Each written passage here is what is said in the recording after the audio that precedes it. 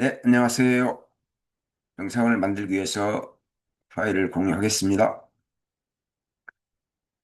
지금 R 기초에 대해서 하고 있는데, 일단 처음부터 하지 못한 학생들은 적어도 요것 정도는 준비를 하셔야 되겠죠. 그래서 여러 방식으로 여러분이 일단 알고 R 스튜디오 설치하고 R 프로젝트까지 만들어 놓은 상태에서 해야 자료실에 있는 코드 파일을 불러서 실행해 볼 수 있겠죠. 이것도 참고하시고, 이번 주에는 주로 이제 지난번에 했던 거 간단하게 복습하고 그다음에 R에서 이제 데이터 구조가 어떻게 돼 있는지 대표적인 거 벡터하고 리스트 데이터 프레임 이 정도 하고 그다음에 이제 데이터를 만들면 엑셀 파일로 저장할 수 있겠죠. 그것에 대한 것 그다음에 시각화할 때 색을 사용하는 거 이런 정도를 간단하게 연습할 것입니다.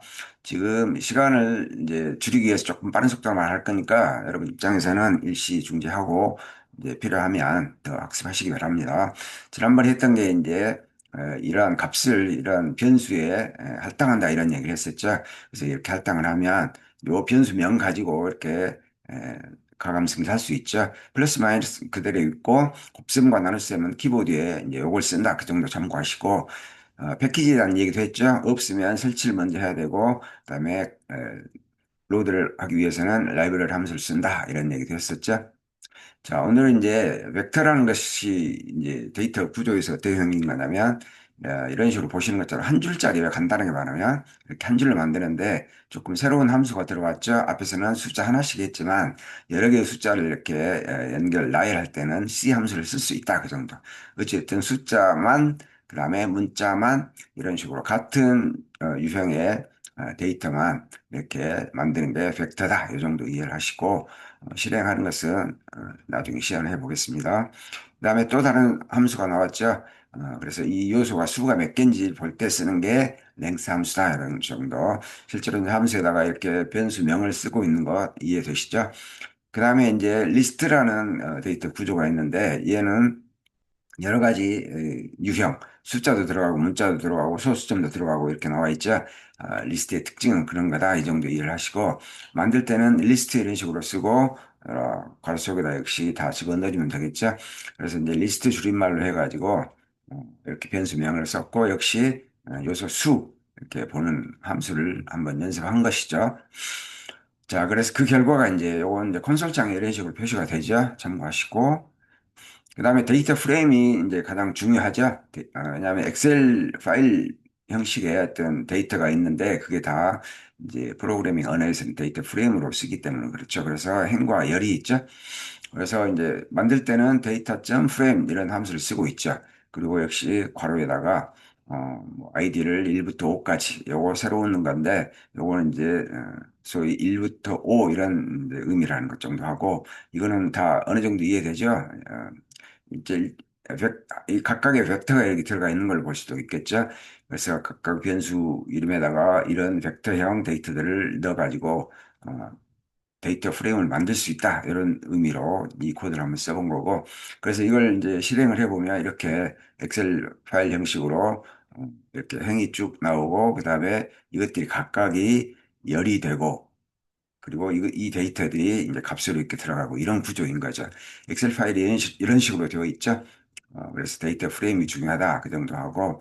그다음에 이제 기왕 데이터를 만드는 걸 한번 해본 거죠. 벡터도 만들어 보고 리스트도 만들어 보고 특히 이제 데이터 프레임을 만들어 봤는데 데이터 프레임을 만들었기 때문에 그 데이터 프레임 저장한 게 이거였죠.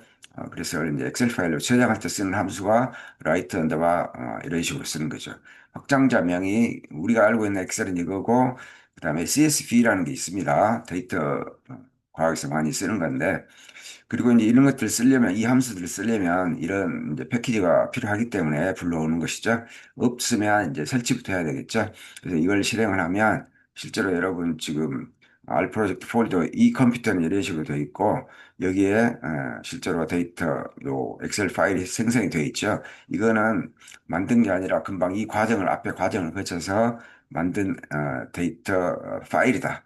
이런 의미로 지금 보여드리고 있는 것입니다. 그다음에 이제 시각화할 때 색이라든지 이런 기호 이런 것들을 지정을 할 수가 있겠죠. 그래서 여기서는 일단 색을 지정할 때는 영어 색 이름이 있죠. 뭐 블루, 레드 이런 거 있고, 그다음에 16준수라 해가지고 숫자를 이제 몇 개 써서 하는 거. 그다음에 특히 이제 RGB는 컴퓨터에서 혹은 디지털 모니터에서 많이 쓰죠. 이런 것들에 대한 얘기를 조금 설명하려고요. 참고로 말하면 이거는 앞에다 물음표를 붙이고 뭔가를 여기다 쓰면 실행을 하면 오른쪽에 뭔가가 나옵니다. 이건 시연할 때 다시 한번 보겠습니다. 그래서 색에 대해서 조금 알고 싶으면 이 키워드를 치고 앞에다가 물음표를 치고 실행을 하면 오른쪽에가 설명이 나온다. 그 정도만 참고하시고 그다음에 이제 이런 식으로 아주 간단하게 플랫 함수를 써서 그림을 그려볼 수 있겠죠. 데이터는 뭐 X축은 이렇게 쓰고 Y축은 이거 반복해서 하고 앞에서 봤던 것처럼 BCH 이런 약자를 써가지고 이제 점 모양이라든지 크기라든지 색을 지정할 수 있다는 것 정도. 그래서 이제 색 지정하는 방법이 이렇게 세 가지가 있다. 이 정도를 설명하려고 하는 겁니다. 이거는 이제 영문 이름이죠. 그다음에 아까 그 숫자 6개로 쓰는 거. 그다음에 요거 이제 RGB 형식인데 이렇게 쓸 수도 있지만 대개는 이 사이에 있는 숫자로 쓰기도 하죠. RGB 그러니까 빨간색, 그다음에 뭐 녹색, 파란색 이런 식으로 되겠죠. 그다음에 알파라는 것은 여기 나와 있죠. 이거는 이제 투명도입니다. 뒤에 그림에서 좀 볼 텐데. 그다음에 이제 그 그림이 좀 잘리거나 좀 깨지는 그런 경우에는 엑스출에다가 이렇게 뭐 한 개를 지정할 수도 있다. 이런 정도 코드를 일단 이해를 하시고 그걸 실행을 하면 이거 아마 순차적으로 여러분이 실행해 보시면 이제 마지막에 이런 그림이 나올 겁니다. 그다음에 이제 위에 했던 이제 그림이 이런 식으로 좀 여기가 조금 일부 표시가 되지 않죠. 그래서 그걸 하려고 X축에 조금 한계를 주면 이런 식으로 정상적으로 안쪽으로 그림이 다 들어온다. 이런 이제 연습까지 한번 해본 것이죠.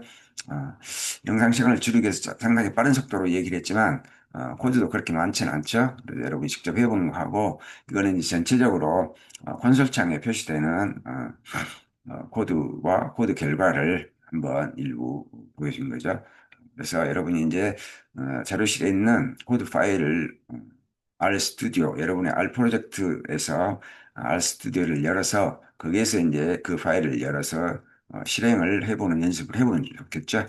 그것을 위한 준비 혹은 이제 보조 자료로서 이 영상을 만든 것이니까 참고하시기 바랍니다. 수고하셨어요.